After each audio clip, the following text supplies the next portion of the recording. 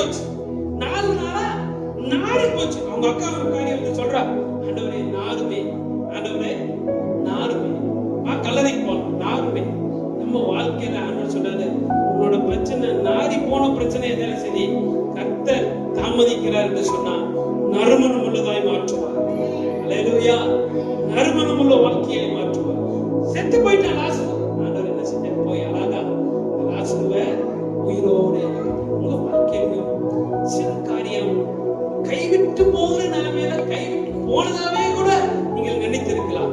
இனி என் வாழ்க்கையில வாய்ப்பே இல்லைன்னு நீங்க நினைக்கலாம். கர்த்தர் சொல்லுகிறார், மீண்டும் ஜீவனை கொடுக்க கர்த்தர் வருகிறார். ஆமென். அல்லேலூயா.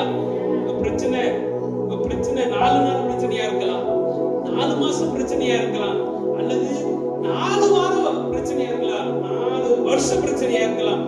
கர்த்தர் சொல்லுகிறார், உங்களோட காரியத்தை மாற்றுவேன். ஆமென். அல்லேலூயா.